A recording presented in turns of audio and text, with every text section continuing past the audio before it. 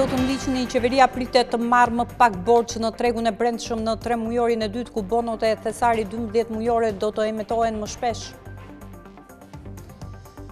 Shërbimet gjatë 3 mujorit të 4 të vitit të shkuar kanë vjuar me rritje në të gjitha indekset, por prodhimi duket se është në kolaps. Gërmimi i 2 tuneleve që lidhin Elbasanin me Librazhdin do të përfundojë në shtator të këtij viti, ndërsa dorëzimi në pranverë të vitit që vjen.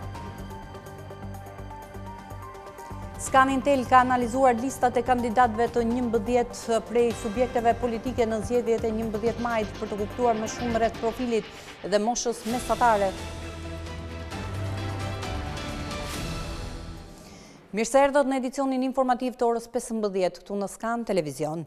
Qeveria pritet të marrë më pak borxh në tregun e brendshëm në 3 mujorin e dytë, sipas kalendarit të publikuar nga Ministria e Financave. Bonot e thesari 12 mujore do të emetohen më shpesh, ndërsa pritet të emetohen për herë të dytë edhe obligacionet 20 vjeçare. Në 3 mujorin e dytë, qeveria shqiptare planifikon të marrë 100 miliard lek borxh të brendshëm. Ministria e Financave ka publikuar kalendarin e emetimeve, sipas të cilit në muajin maj pritet të jetë vlera më e lartë e emetimeve të titujve qeveritar. Konkretisht në prill parashikohet të emetohen 33 miliard lek tituj qeveritar, në maj rreth 36 miliard lek, ndërsa në qershor vetëm 30 miliard lek. Në krahasim me 3 mujorin e parë, ku huamarrja e brendshme e qeverisë kapte vlerën e 132.5 miliard lekëve, borxhi në tregun e brendshëm rezulton të jetë dukshëm më i ulët në 3 mujorin e dytë. Lloji më i emetuar i titujve qeveritar janë bonot e thesarit 12 mujore, ndërsa nuk mungojnë as rihapjet e obligacioneve.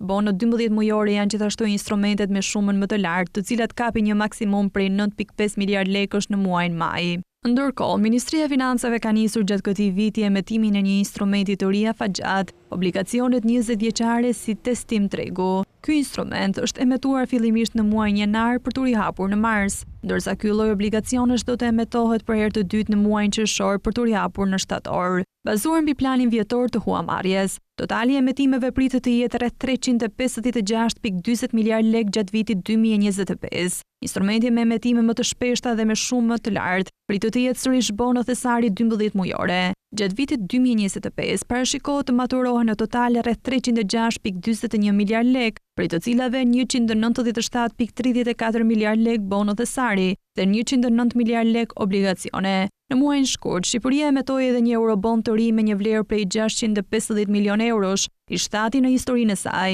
Ky është konsideruar emetimi më i suksesshëm i Shqipërisë, që prej emetimit të parë në vitin 2010, dhe kjo për arsye të kërkesës shumë të lartë të investitorëve.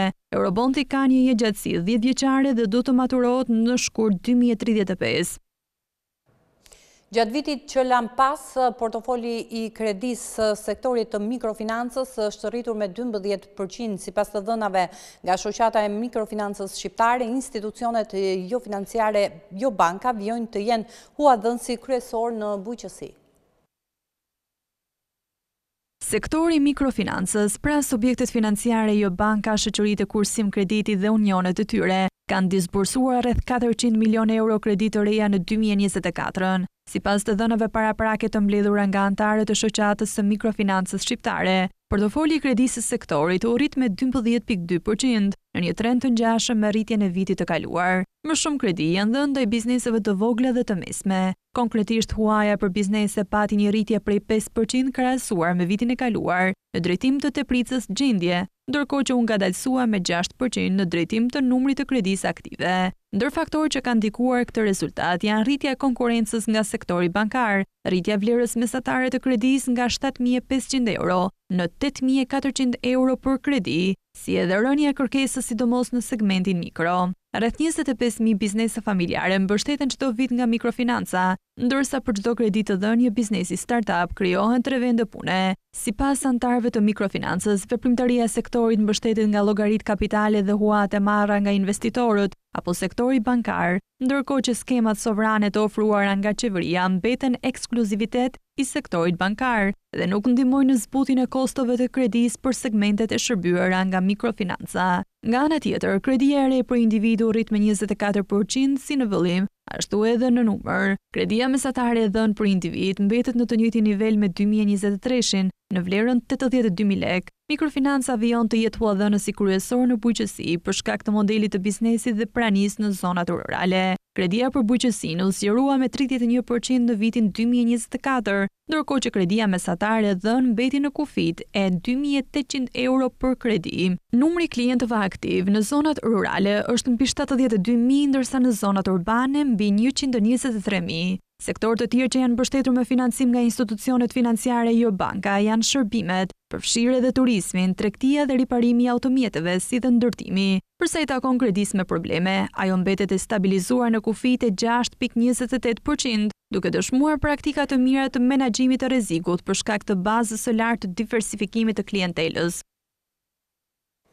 Numri aplikimeve në regjistrin e pronarëve përfitues është rritur ndjeshëm për gjatë vitit 2024. Të dhënat e Qendrës Kombëtare të Biznesit tregojnë se janë mbi 8.800 aplikime, duke ndikuar kështu në më shumë transparencë në këtë drejtim. Rreth 9.000 aplikime janë depozituar në Qendrën Kombëtare të Biznesit gjatë vitit që lan pas në regjistrin e pronarëve përfitues, i cili është detyrim ligjor. Referuar të dhënave zyrtare nga QKB, konkretisht janë regjistruar në total 8.821 aplikime, një shifër kjo në rritje krahasuar me një vit më parë, kur rezultonin të regjistruar 7.952 aplikime, duke ndihmuar në rritjen e transparencës dhe përputhshmërisë me kuadrin ligjor. Vetëm në 2 vitet e fundit ky regjistër rezulton të ketë afro 17.000 aplikime. Shqipëria miratoi ligjin për regjistrin e pronarëve përfitues në vitin 2020 dhe që u bë funksional më 1 shkurt 2021. Regjistri administrohet nga QKB-ja dhe të gjitha subjektet dhe organizatat jo fitimprurse janë të detyruara të regjistrojnë në regjistër pronarët e tyre përfitues, përfshirë ndryshimet në lidhje me pronarët përfitues, brenda afateve specifike që mbikëqyren nga ky institucion. Penalitetet financiare ndaj bizneseve që nuk respektojnë detyrimin ligjor për depozitimin e të dhënave nisin nga $500 për rastet e mosrespektimit të afateve, për të shkuar deri në $6.000 kur autoritetet konstatojnë se ato bëhen me qëllim për të fshehur të dhëna të rëndësishme mbi burimet financiare të pronarëve apo aksionerëve të tyre. Ligji për pronarët përfitues ka ardhur si një rekomandim i maneval strukturës europiane kundër pastrimit të parave dhe ka për qëllim zbardhjen e pronarëve të vërtet apo aksionerëve që qëndrojnë pas kompanive. Gjatë vitit 2022, kur dhe hyri në fuqi ligji, numri i aplikimeve të depozituara në Qendrën Kombëtare të Biznesit ka qenë disa herë më i lartë, duke regjistruar në afro 24.600 të tilla. Të dhënat e pronarëve përfitues në regjistër janë përdorur nga autoritetet kompetente në mas të ndryshme. Qendra Kombëtare e Biznesit thekson se janë aplikuar penalitetet e duhura për mos përmbushje të detyrimit për të paraqitur informacionin e pronarëve përfitues, të cilët kanë pasur efekt korrigjues në kuptimin që subjektet e gjobitura më vonë kanë dhënë informacionin e tyre për pronarët përfitues. Gjithashtu janë aplikuar sanksione administrative dhe në rastet kur të dhënat e QKB-s janë korrigjuar në bazë të urdhrave të gjykatës. Shërbimet gjatë 3 mujorit të 4 të vitit të shkuar kanë vjuar me rritje në të gjitha indekset, por prodhimi duket se është në kolaps, duke shënuar rënje në sektorët më të rëndësishëm. Industria nxjerrëse pati rënjen më të madhe të prodhimit dhe shitjeve, pasuar nga ajo përpunuese.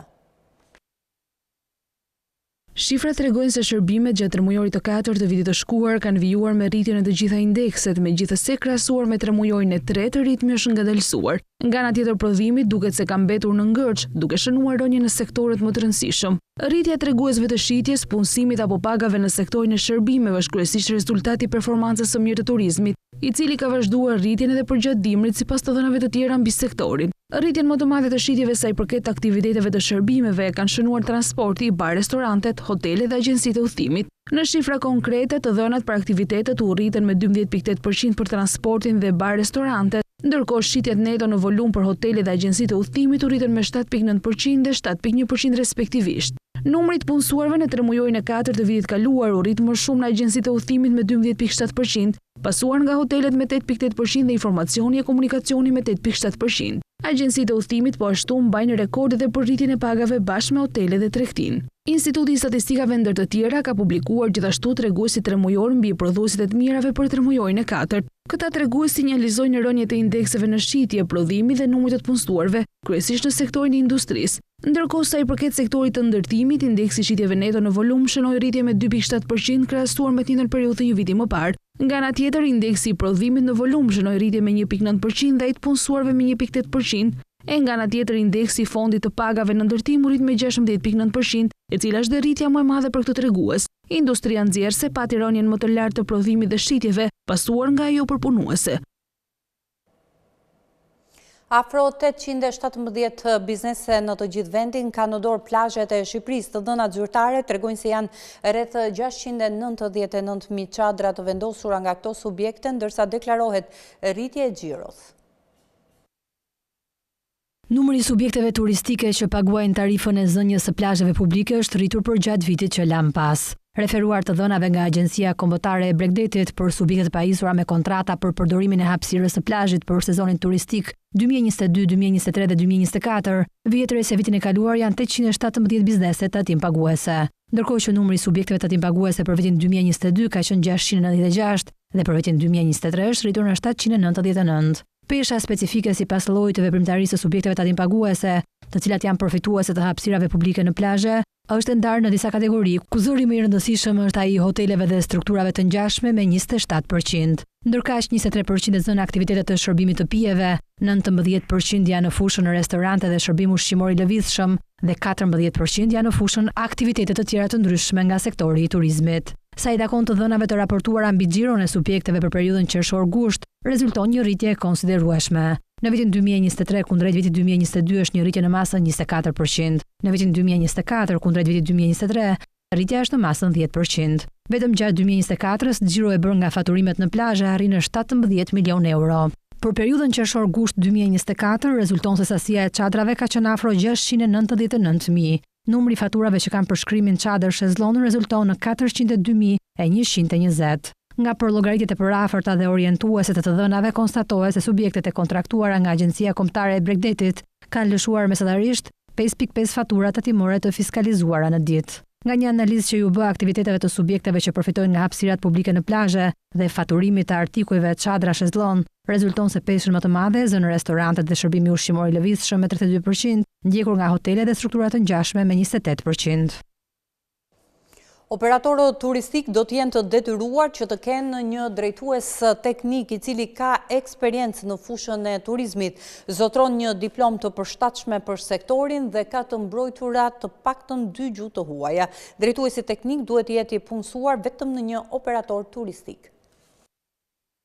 Bizneset që ofrojnë shërbime turistike do të jenë të detyruar të kenë si drejtues teknik një individ me kritere të posaçme, duke nisur nga diploma që duhet të jetë në këtë fushë, eksperienca dhe deri tek gjuhët e huaja të mbrojtura. Në projekt vendimin mbi kërkesat dhe kriteret për ushtrimin e veprimtarisë së operatorit turistik i hedhur për konsultim publik, argumentohet se operatorët turistik, duke pasur si drejtues të aktivitetit të tyre një person të arsimuar, i cili zotëron një diplomë universitare të ciklit të parë të studimeve ose ka mbaruar shkollën e mesme profesionale, në përputhje me objektivin e veprimtarisë së biznesit, si dhe të ketë eksperiencë pune të mëparshme në fushën e turizmit, do të mundësoj ofrimin e një shërbimi më cilësor për klientin dhe do të rrisë kërkesën në treg për shërbimin e tij. Sipas projekt vendimit, operatori turistik përfaqësohet gjatë ushtrimit të veprimtarisë nga përfaqësuesi ligjor apo administratori dhe drejtuesi teknik. Drejtuesi teknik duhet të vërtetojë që ka pasur eksperjenca pune në veprimtari të tilla turistike, si agjenci udhëtimi, struktura akomoduese, operator turistik detar apo udhërrëfyes turistik,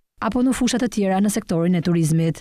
Drejtuesi teknik duhet të jetë i punësuar vetëm në një operator turistik në cilësinë e drejtuesit teknik. Si dhe për nevojat të ushtrimit të veprimtarisë së tij, duhet të vërtetojë se zotëron një gjuhë të huaj nëpërmjet një dëshmie, certifikate, diplome ose një dokumenti të ngjashëm me to lëshuar nga subjekti i certifikuar nga Ministria e Përgjegjëse për Arsimin, për organizimin e testimeve ndërkombëtare në nivelin B2, si dhe të vërtetojë se zotëron një gjuhë të huaj të dytë nëpërmjet një dëshmie, certifikate, diplome ose një dokumenti të ngjashëm me to lëshuar nga subjekti i certifikuar nga Ministria e Përgjegjëse për Arsimin, për organizimin e testimeve ndërkombëtare në nivelin B1. Nxënësit e 16 shkollave të mesme të Veriut prezantuan projekte të ndërtuara me mikrobit që lidhen me sigurinë, infrastrukturën dhe turizmin. Ky aktivitet u realizua nga një financim i qeverisë britanike. projekte për sigurinë, prodhimin e energjisë së pastër për ambientet shkollore dhe zhvillimin e agroturizmit në zonat malore të vendit. Këto janë disa nga idetë inovative të krijuara nga nxënësit e shkollave të mesme në veri të Shqipërisë. Të rinjt i prezantuan punimet e tyre në një aktivitet organizuar në Tiranë, duke dëshmuar talentin dhe kreativitetin e tyre në fushën e teknologjisë. Duke qenë se sot po ndodhin shumë aksidente dhe ne kemi menduar që me anë të mikrobitit ta zhvendosim këtë problem dhe të mos të implementohet ky problem, atëherë do na është dashur një muaj kohë për të kryer këto me anë të mikrobiteve. Fillimisht kemi monitorimin e temperaturës në ambientet e brendshme të shkollës, i cili na tregon me anë të gjyrave nëse do të kemi në temperaturë të do të na ndisë gjyra e gjelbër, nëse do të kemi një temperaturë normale, do të na ndisë gjyra e verdhë, nëse do të kemi një temperaturë të lartë, do të na ndisë drita e kuqe. Pastaj kemi sistemin alarm për duhanin, sidomos për timin e duhanit, duke qenë se numri i adoleshentëve që pinë duhan po vjen gjithnjë në rritje dhe pse është rreptësisht e ndaluar, ata prirën të mundohen ta pinë fshehurazi dhe me anë të sistemit të alarmit kemi bërë alarmin për duhanin. Ne kemi menduar që ta realizojmë sepse duke bërë një efekt real të qëndrueshëm në sektorin e turizmit, duke ruajtur vlerat tona kulturore. Realizimi i këtyre projekteve u bëi mundur fal përdorimit të pajisjeve mikrobit, një mikrokontrollues edukativ i krijuar për të ndihmuar fëmijët dhe fillestarët të mësojnë programimin dhe elektronikën në mënyrë argëtuese e interaktive. Përmes këtyre teknologjive, nxënësit jo vetëm që zhvillojnë aftësitë e tyre në kodim, por edhe ndërtojnë një bazë të fortë për karrierën e tyre në fushën e inovacionit dhe teknologjisë. Po, ky gjithashtu është një nga synimet kryesore që arrin projekti jonë, që të vendosë edhe normalisht që synon të kap. Është një nga gjërat, edhe bën mirë që pyete për shkak se një nga gjërat kryesore të projektit është edhe improvizimi i teknikave praktike në lidhje me teknologji, por gjithashtu edhe energjisë ekologjike, burimeve natyrore siç kemi të bëjmë me erën. Normalisht që improvizimi i këtyre teknikave dhe praktikave të rinis në pjesën e teknologjisë është më së domosdoshme dhe normalisht që hap një lloj krau shumë të gjerë pune dhe qëndrueshmërie në Shqipëri. Ka nga ata që kanë dëshirë të largohen dhe të përdorin emigracionin si faktor, ka nga ata që shohin të dinë të qëndrojnë në Shqipëri. Shumica janë për të larguar nga Shqipëria, por nëse ato rrinë këtu kanë mundësi punësimi sa të duan dhe nëse ato shkollohen dhe ndjekin ëndrat e tyre, normal që do jetë jetesa e mirë edhe këtu. Në këtë aktivitet morën pjesë 16 shkolla të mesme nga Kuksi, Mati, Bulqisa, Dibra dhe Tropoja, të cilat janë ngritur në mbështetjen financiare të qeverisë britanike. Ky program synon të fuqizojë të rinj duke i pajisur me aftësi të reja që mund t'i ndihmojnë për një të ardhmen më të sigurt dhe më të suksesshme.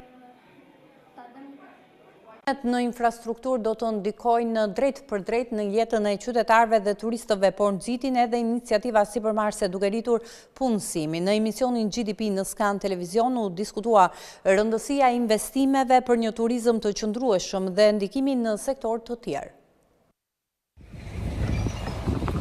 Investimet në infrastrukturë do të ndikojnë drejt për së drejtë në jetën e qytetarëve, turistëve, por dhe në iniciative sipërmarrëse, si dhe në rritjen e punësimit. E ftuar në emisionin GDP në Skan Televizion, Adelina Farrici, drejtoreshe ekzekutive e shoqatës kombëtare për bashkitë, ka theksuar rëndësinë e investimeve për një turizëm të qëndrueshëm dhe ndikimin në sektor të tjerë. Jo vetëm që lehtëson infrastruktura jetën e qytetarëve, por ndryshon dhe ekonominë familjare të qytetarëve të këtyre zonave.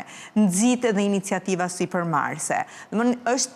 Është një ndikim pra direkt në jetën e qytetarëve. Në momentin që kemi një investim në infrastrukturë, puna e parë është punësimi i shumë personave në pjesën e ndërtimit.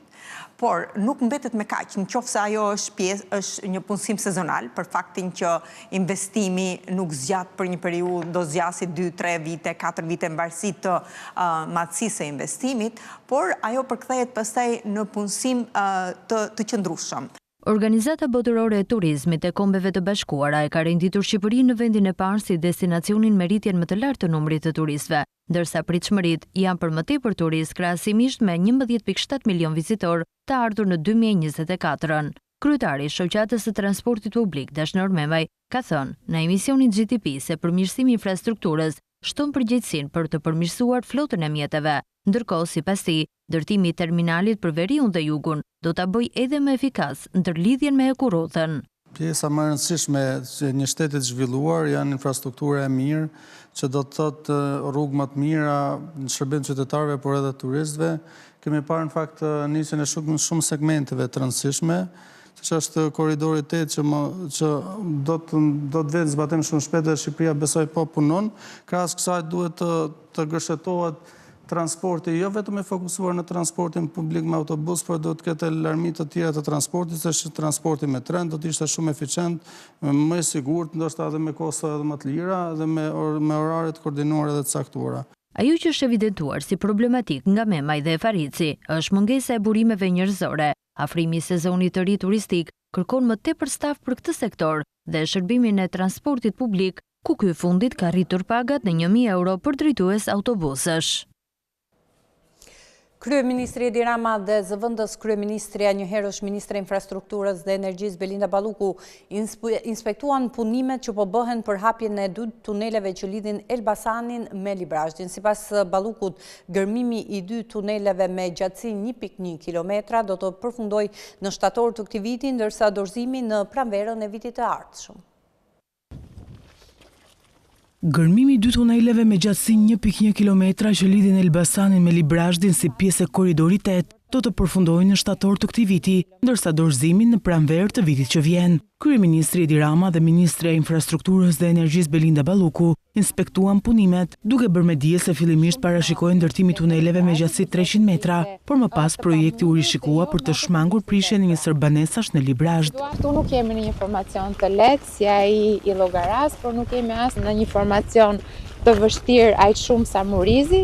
Jemi në diçka të mesme. Tunelet që të dyja janë 1.1 kilometër, kështu që në fund shtatorit do kemi përfunduar me gërmimin, pastaj do përdorim gjithë pjesën për të bërë dorëzimin në fillim pranverës të vitit tjetër. Aktualisht në korridorin 8 në drejtimin nga Elbasani në Qaftan punohet në 8 segmente me një gjatësi prej 26 kilometra, teksa Balluku dha informacion në lidhje me ecurinë e punimeve në secilën prej fazave.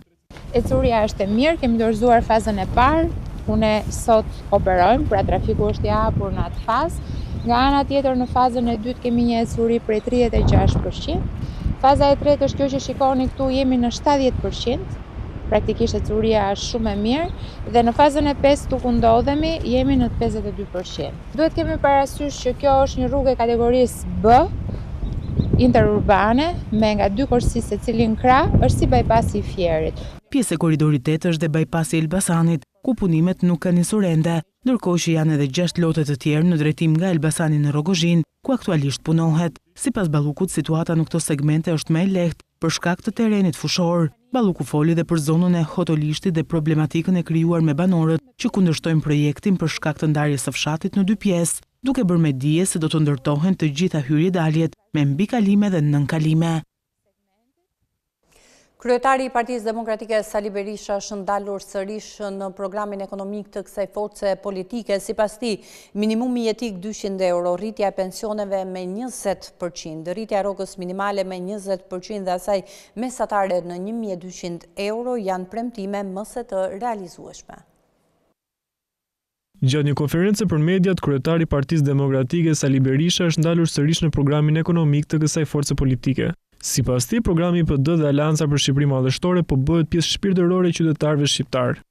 Motoja jon se do t'u kthejmë parat shqiptarëve, po ngjit gjithnjë e më shumë. Minimumi jetik 200 euro. Rritja e pensioneve me 20%.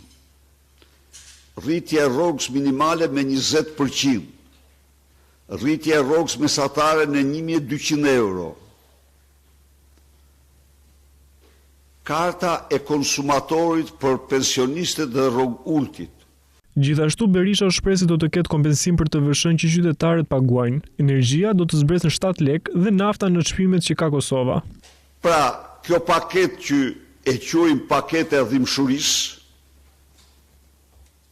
dhe që në fakt nuk është asgjë tjetër vetëm kthim i parave të shqiptarët, se atyre u merren taksat, atyre u merren dhe ne tani do i kthejmë atyre. Sipas Berishës, ky start nuk dalet derisa shqiptarët të dalin në krye për rrogat dhe pensionet. Scanintel ka analizuar me imtësi të gjitha listat e kandidatëve të 11 prej formacioneve politike në garën e zgjedhjeve të përgjithshme të 11 majit për të kuptuar diçka më shumë rreth profilit të tyre dhe moshës mesatare. Duke përjashtuar programet politike të cilat duket se këto zgjedhje parlamentare janë vonë nga partitë kryesore në vend, listat e kandidatëve janë arma tjetër me të cilën partitë politike garojnë. Scanintel ka analizuar me imtësi të gjitha listat e kandidatëve të 8 prej formacioneve kryesore politike në garën e 11 majit për të kuptuar diçka më shumë rreth profilit të tyre. Këto formacione përfshin Partinë Socialiste, Partia Demokratike, e cila ka krijuar koalicionin Aleanca për Shqipërinë Madhështore, Lëvizja Bashk, Partia Mundësia, Nisma Shqipëria Bëhet, Partia Social-Demokrate, Koalicioni Djathtas për Zhvillim dhe Koalicioni Euroatlantik. Mosha mesatare dhe shpërndarja grup moshave sipas grupimit politik do të jetë në thelb të analizës sonë dhe rezultatet e kësaj analize nxjerrin në pat të dhëna mjaft interesante, jo vetëm sa i përket moshës mesatare të ekipit të secilës parti, por edhe për kandidatët më të rinj dhe ato më të vjetër, peshën më të madhe të 9-30 vjeçarëve e të tjera. Të dhënat janë analizuar në momentin që partitë kanë bërë depozitimin e listave pranë Komisionit Qendror Zgjedhor, si dhe janë rishikuar nga Scanintel në bazë të mungesave që janë shfaqur sa i përket datës së lindjes.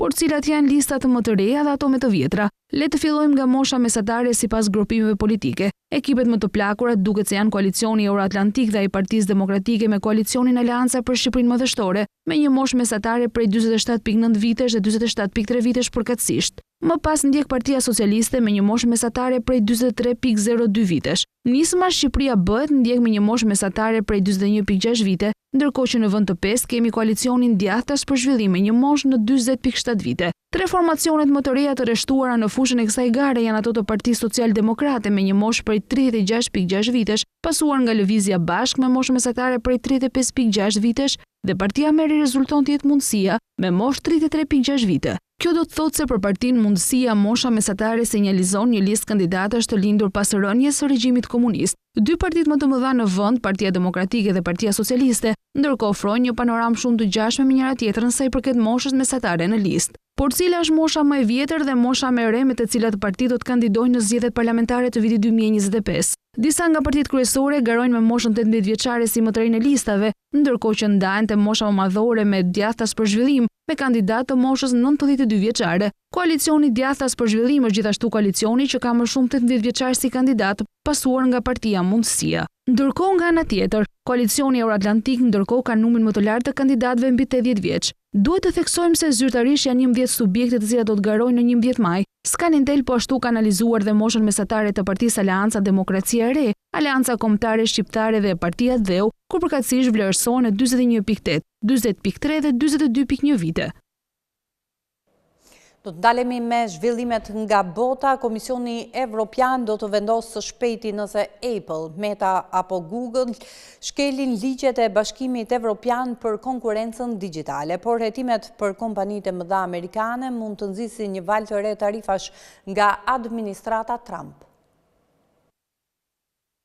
Komisioni Evropian do të marrë vendimet për të caktuar nëse Apple, Meta dhe Google shkelin ligjet e Bashkimit Evropian për konkurrencën digjitale. Këto vendime mund të godasin kompanitë me gjoba deri në 10% të ardhurave të tyre në mbar botën. Javët e fundit, akti i tregjeve digjitale të bllokut është vënë në kritika të vazhdueshme nga presidenti i Shteteve të Bashkuara të Amerikës Donald Trump, i cili tha se ai zhvat kompanitë amerikane jashtë vendit. Shtëpia Bardh ka kërcënuar tarifa shtesë në përgjigje të rregullores teknologjike të Bashkimit Evropian, por një afat i paluajtshëm që skadon më 19 mars se detyron komisionin të thotë Apple saktësisht se si duhet të hap produktet dhe shërbimet e tij ndaj rivalëve.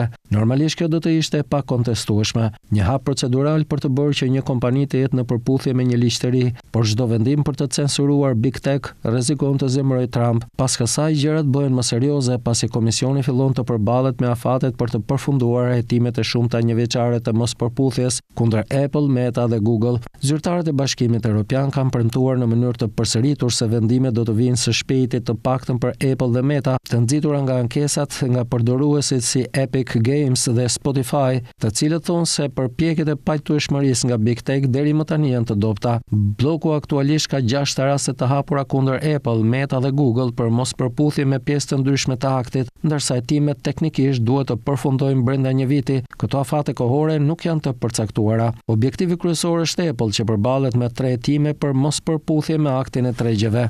Javën e ardhshme komisioni do të finalizojë një nga këto hetime në lidhje me rregullat e Apple për aplikacionet. Zhvilluesit e aplikacioneve pretendojnë se rregullat aktuale i pengojnë ata në mënyrë të padrejtë që t'i largojnë klientët nga sistemi i pagesave të Apple dhe tarifat që kompania u ngarkon zhvilluesve. Radha do të vijë mbi rregullat e Meta në lidhje me pagesat apo lejet e veprimit, të cilat komisioni duhet i përfundojë në javët e ardhshme. Bashkimi Evropian do të shtrëngojë kontrollet mbi importet e çelikut të aluminit për të luftuar mbi kapacitetet globale dhe devijimin e tregtisë. Komisioni do të propozojë masa të reja mbrojtëse për të siguruar që tregu i brendshëm të mbetet i hapur dhe konkurrues. Bashkimi Evropian planifikoi të shtrëngojë kontrollet mbi importet e çelikut të aluminit për shkak të frikës se furnizimet globale të devijuara do të hidhen në tregjet e tij. Ai gjithashtu synon të kufizojë vendet nga bllokimi i importeve të mbetjeve të metaleve. Komisioni do të prezantojë planin e tij përfundimtar të veprimit për çelikun dhe metalet e tjera, duke ofruar udhëzime se si të bëhet prodhimi evropian i tyre më i qëndrueshëm dhe konkurrues në mes të tensioneve tregtare me Shtetet e Bashkuara të Amerikës dhe konkurrencës së ashpër globale. Teksti e bën të qartë se ekzekutivi i Bashkimit Evropian pret që mbi kapaciteti të përkeqësojë situatën tregtare në tregjet e çelikut, pasi masat ekzistuese mbrojtëse skadojnë më 30 qershor 2026. Përveç kësaj, problemi mund të përkeqësohet pasi më shumë vende kufizojnë importet, duke e bërë Bashkimin Evropian një destinacion kyç për çelikun e tepërt, sipas draftit. Për këtë arsye, më së voni deri në 3 mujorin e 3 2025, Komisioni Evropian do të propozojë një masë afatgjatë që siguron një nivel të barabartë mbrojtje për sektorin e çelikut të bllokut, thuhet në dokument. Propozimi do të sigurojë që masa e re të hyjë në fuqi në kohë për të zëvendësuar mbrojtjen aktuale dhe për të siguruar të njëjtën shkallë mbrojtje kundër efekteve negative të shkaktuara nga mbikapacitetet globale. Kjo do të realizohet duke marrë parasysh konsideratat e sigurisë dhe të qëndrueshmërisë, si dhe ndryshimet në kërkesën e Bashkimit Evropian, duke ruajtur një nivel të caktuar hapje të tregut të bllokut. Komisioni Evropian do të nisë gjithashtu një hetim për masat e mundshme mbrojtëse për sektorin e aluminit, pasi humbja pjesës së tregut të prodhuesve të Bashkimit Evropian dhe tarifat e fundit të SBA-s për aluminin pritet të përkeqësojnë më tej situatën me një kërcënim të konsiderueshëm të devijimit të tregtisë nga destinacione të shumta. Dokumenti specifikon gjithashtu se kufizimet ekzistuese të eksportit të vendosura nga vendet e treta për eksportet e mbetjeve të metaleve duhet të kundërshtohen me masa reciproke. Kryeministri kanadez Mark Carney njoftoi një plan për të rritur praninë ushtarake dhe sigurinë në Arktik. Ky vendim vjen pasi presidenti i Shteteve të Bashkuara Donald Trump ka kritikuar Kanadan për shpenzime të ulta të mbrojtjes dhe ka shprehur interes për territorin e akullt. Kryeministri Mark Carney tha se Kanadaja do të rrisë praninë ushtarake dhe të sigurisë në Arktik, një hapësirë e ngrirë dhe e pasur me minerale që ka interes për presidentin e Shteteve të Bashkuara të Amerikës Donald Trump. Carney, i cili u emërua javën e kaluar dhe pritet të caktojë zgjedhjet brenda disa ditësh, tha se Kanadaja do të punojë me Australinë për të ndërtuar një sistem radari të paralajmërimit të hershëm që Ottawa njoftoi për herë të parë në 2022-shin. Kanadaja gjithashtu do të shpenzojë $420 milion kanadez për të lejuar ushtrinë të ketë një prezencë më të madhe, të qëndrueshme dhe gjatë gjithë vitit në Arktik dhe të dozirojë trajnimin dhe vendosjen e saj. Ne duhet të investojmë në veriun e Kanadas për të mbrojtur sovranitetin ton, u tha Carney gazetarëve. Trump, i cili po kërcënon të vendos tarifa ndaj Kanadas, shpesh ankohet se Ottawa nuk shpenzon mjaftueshëm për mbrojtjen. Kanadaja ka vetëm një pjesë të vogël të bazave ushtarake dhe 2 miroje inuit vendas për të vëzhguar një peizazh të madh të shkretë të ngrirë, që mbulon më shumë se 4.4 milion kilometër katror. Presidenti amerikan gjithashtu ka përmendur shpesh interesin e tij për të blerë Grenlandën, duke përmendur vendodhjen e saj strategjike dhe burimet minerale. Sistemi paralajmërimit të hershëm që do të kushtoj $6.9 miliard për 20 vite, do të mbulojë hapësirën ajrore nga kufiri i Shteteve të Bashkuara të Amerikës deri në Arktik dhe duhet të jetë funksional deri në vitin 2029. Burimet të Partisë Liberale në pushtet thonë se Carney ka vendosur të caktojë datën e zgjedhjeve këtë të diel. Kundërshtarët e tij kryesor do të jenë konservatorët, të cilën muajin e kaluar thanë se do të ndërtonin një bazë në Arktik dhe do të rrisnin sigurinë rajonale. Udhëheqësi i Partisë Konservatore, duke vënë në dukje se Pentagoni kishte paralajmëruar për veprim të mundshëm rus në Arktik, u zotua gjithashtu të dyfishojë numrin e ushtarëve në 4.000 dhe të blejë 2 akullthyes të tjerë polar. Rusia sheh mundësi të mëdha për të bashkëpunuar me Shtetet e Bashkuara të Amerikës, sidomos në sektorin hapësinor. Kremlini synon të zhvillojë bisedime me Elon Musk për të avancuar me misionin e saj në Mars.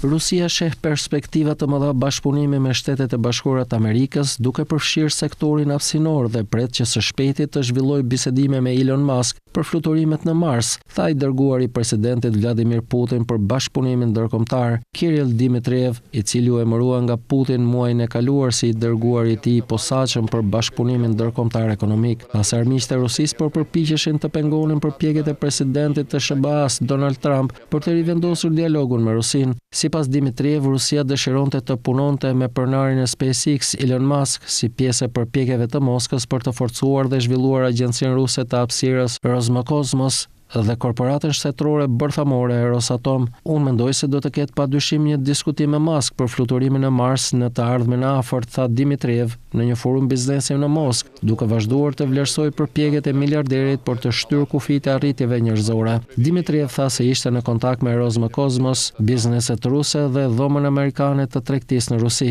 Sipërmarrësi miliarder Musk ishte ndër donatorët më të mëdhenj të Trump në zgjedhjet e vitit 2024 dhe është bërë një nga këshilltarët më të afërt të presidentit në Shtëpinë e Bardhë. Rusia tha në vitin 2022 se do të fillonte punën për misionin e saj në Mars, pasi Agjencia Europiane e Hapësirës pezulloi një projekt të përbashkët kur Putin vendosi të dërgonte 10 mijëra trupa në Ukrainë. Franca do të investojë rreth 1.5 miliard euro për avion luftarak dhe për të përmirësuar burojën bërthamore të vendit. Ky angazhim është pjesë e strategjisë së Francës për të forcuar autonominë ushtarake në një periudhë të tensionesh gjeopolitike. Presidenti Emmanuel Macron tha se Franca do të porosisë avion të tjerë luftarak Rafale në vitet e ardhshme dhe do të investojë gati 1.5 miliard euro në një nga bazat e saj ajrore për të pajisur skuadrilet e saj me teknologjinë më të fundit të raketave bërthamore. Të tronditur nga pushtimi rus i Ukrainës dhe qëndrimi më konfrontues i presidentit amerikan Donald Trump ndaj aleatëve tradicional perëndimor, vendet europiane po rrisin shpenzimet e mbrojtjes dhe po kërkojnë të reduktojnë varësinë nga Shtetet e Bashkuara. Macron, i cili ka nisur një dyfishim të buxhetit francez të mbrojtjes gjatë 2 mandateve të tij, kohët e fundit ka vendosur një objektiv edhe më të lartë, duke thënë se vendi duhet të rrisë shpenzimet e mbrojtjes në 3 deri në 3.5% të prodhimit të brendshëm bruto, nga 2% që është aktualisht. Ai ka ofruar gjithashtu shtrirjen e mbrojtjes së armëve bërthamore të Francës në vendet e tjera europiane. Ne nuk kemi pritur për vitin 2022 ose pikën e kthesës që po shohim tani për të zbuluar se bota në të cilën jetojmë është gjithnjë e më rrezikshme, gjithnjë e më pasigurt dhe se kjo nuk kupton të krijojmë, të grumbullojmë dhe të bëhemi më autonom, tha ai. Unë do të njoftoj në javët e ardhshme investime të reja për të shkuar më tej se sa është bërë gjatë 7 viteve të fundit, u tha ai ushtarëve në një nga bazat ajrore historike të vendit në Luxeuil. Macron tha se kishte vendosur ta kthente zonën të njohur në qarqet ushtarake si shtëpia e pilotëve vullnetar amerikan gjatë luftës së parë botërore në një nga bazat më të avancuara në programin e saj të parandalimit bërthamor. Baza do të presë avionet më të fundit të luftarak Rafale S5, të cilët do të mbajnë raketat e lundrimit me armë bërthamore hipersonike të gjeneratës së ardhshme, që priten të jenë operacionale nga viti 2035 e tutje. Forcat ajrore franceze do të marrin gjithashtu avion luftarak Rafale shtesë të prodhuar nga Dassault, pjesërisht për të zëvendësuar avionët Mirage që Franca ka transferuar në Ukrainë, tha Macron. Zyrtarët francezë shprehen se 1.5 miliard euro ishin pjesë e planit tashmë të miratuar shumë vjeçar të shpenzimeve ushtarake. Mbetet e paqartë se si Franca do të financojë një rritje masive të shpenzimeve ushtarake në një kohë që po përpiqet të reduktojë deficitin e saj buxhetor. Ish vendet e boshtit në gjatë luftës së dytë botërore, Gjermania, Italia dhe Japonia varen ende nga mburoja bërthamore e Shteteve të Bashkuara të Amerikës. Me përshkallëzimin e tensioneve tregtare, këto shtete po rrisin shpenzimet ushtarake për të forcuar aftësitë e tyre mbrojtëse. Të shqetësuara nga paqëndrueshmëria globale, vendet nga Europa dhe Azia po rrisin në mënyrë drastike shpenzimet e tyre ushtarake, në një kohë kur përfshirja e Shteteve të Bashkuara të Amerikës jashtë territorit të vet duket se po zbehet në udhëheqjen e presidentit Donald Trump. Disa vende shqetësohen se kjo qasje mund të inkurajojë veprimet e kombeve si Rusia dhe Kina në arenën globale, duke pasur parasysh një pasiguri të tillë. Gjermania, Italia dhe Japonia po përpiqen të forcojnë aftësitë e tyre mbrojtëse. Megjithatë, mbi këto tre vende, të cilat formuan aleancën e boshtit në luftën e dytë botërore, rëndon e kaluara e tyre, sipas ekspertëve. Qëllimi i traktateve të paqes së pas luftës ishin të hiqnin qafe hegemonizmin, militarizimin dhe aventurizmin agresiv në kulturën e këtyre tre vendeve. Gjermania, Italia dhe Japonia janë bërë ta shqetësuarat fuqi civile në ditët e sotme. Është vërtet të vështirë për këto vende të përvetësojnë një mentalitet të gatshëm për luftim, shtojnë analistët. Sipas tyre, këto shtete jo bërthamore do të vazhdojnë të varen nga Shtetet e Bashkuara të Amerikës për parandalimin bërthamor.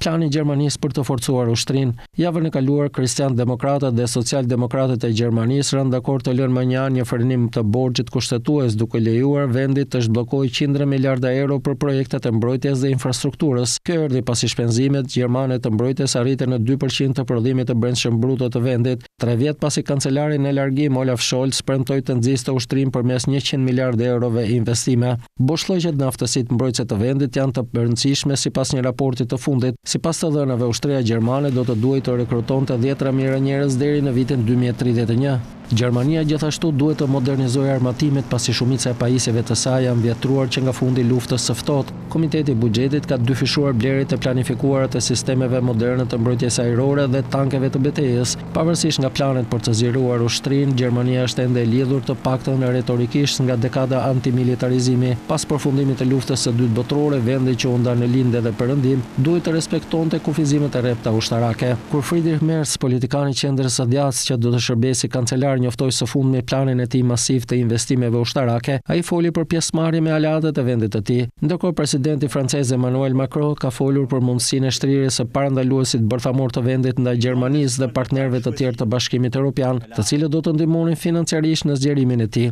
Megjithatë, disa europianë besojnë se qasja aktuale është më e mirë, pavarësisht kërcënimit të administratës Trump për të reduktuar rolin që luan në sigurinë europiane. Italia dhe një shqetësim i përbashkët. Italia ndan të njëjtat shqetësime si Gjermania për zvoglimin e rolit të saj ushtarak në Europë nga Shtetet e Bashkuara. Aktualisht ka rreth 120 instalime të Shteteve të Bashkuara dhe NATO-s në Itali. Shpenzimet për mbrojtjen janë në ato të Gjermanisë si përqindje e ekonomisë së saj. Italia vendos 1.59% të prodhimit të brendshëm bruto për ushtrinë, shumë më poshtë nivelit që Trump dëshiron për anëtarët e NATO-s. Si pjesë e përmirësimeve të planifikuara, prodhuesi italian i armëve Leonardo ka arritur një marrëveshje me homologun e tij gjerman Rheinmetall për të prodhuar një tank të përbashkët. Italia, Japonia dhe Britania e Madhe po planifikojnë gjithashtu prodhimin e një avioni luftarak të gjeneratës së 6. Për sa i përket parandalimit bërthamor, Roma ashtu si Berlini duhet të mbështetet në mbrojtjen bërthamore të Shteteve të Bashkuara. Japonia dhe rajoni përçar. Qeveria e Japonisë ka thënë së fundmi se do të rrisë shpenzimit ushtarak nga 1.6 në 2% të prodhimit të brendshëm bruto deri në vitin 2027. Tokyo, që ka fqinj Kinën, Rusinë dhe Korenë e Veriut, planifikon të përmirësojë sistemet e mbrojtjes ajrore. Prania ushtarake amerikane në Japoni mbetet thelbësore me më shumë se 50.000 trupa amerikane të vendosur atje, duke përfshirë dhe në ishullin Okinawa. Parandaluesi bërthamor amerikan është shtylla korrizore e sistemit të sigurisë së Japonisë, pasi popullsia e saj është ndjeshëm anti-bërthamore për shkak të bombardimeve të Hiroshimës dhe Nagasakit. Japonia nuk përfiton nga mbrojtja kolektive si Europa, pasi rajoni indo-paqësor është më i brisht politikisht dhe ushtarakisht, pavarësisht ndërvarësisë së fortë ekonomike. Për sigurinë e saj, Japonia ka më shumë nevojë për mbrojtjen e Shteteve të Bashkuara të Amerikës dhe kjo është arsyeja pse NATO ka shtuar partneritetin në rajonin indo-paqësor, shpjegojnë analistët.